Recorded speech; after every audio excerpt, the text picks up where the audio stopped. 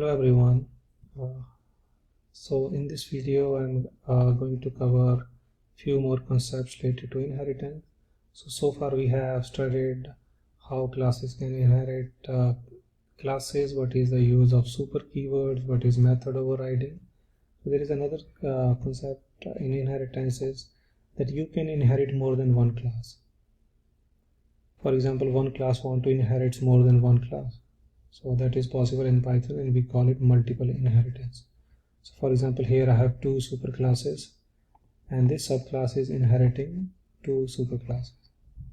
So if I create an object of a subclass, they can call all the variables of their superclasses. So there is nothing different.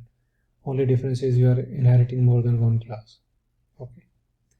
So once you have many classes inherited, there is a possibility that one class can be inherited by 5 classes and one class can inherit 5 classes. So that is possible. So when we have many classes, sometimes we might get confused that this object belongs to which class.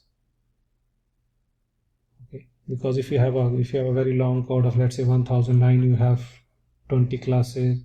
So sometimes we get confused, like, okay, this object belongs to which class. So there is we can say function in Python we call as isInstance function. Okay, which helps us in finding whether this object belongs to a class or a subclass of one particular class. So let's suppose here I have two classes.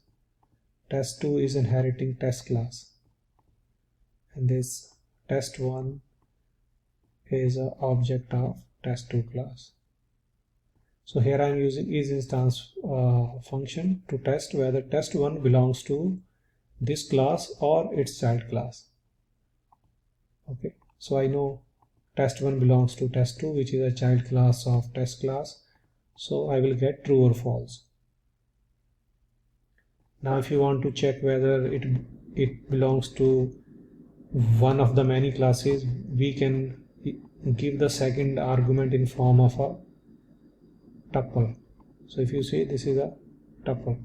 So here in this, it will check whether test1 is a object of test class or its child classes or the list class. So I know that test1 is belongs to test2, which is a child class of test class. Similarly, if I say here test1 is an object of tuple class or a list class, which is not, so I will get false. So if I run this, I will get true, true and false.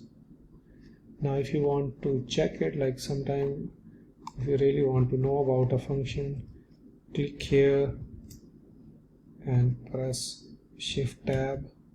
So you will get basic description. You have to press shift tab.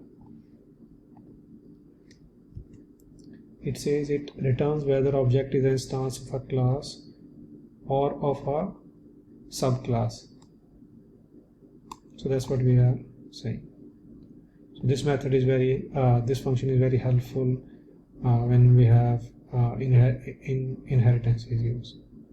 Okay, so that's all for this video. Thank you for watching.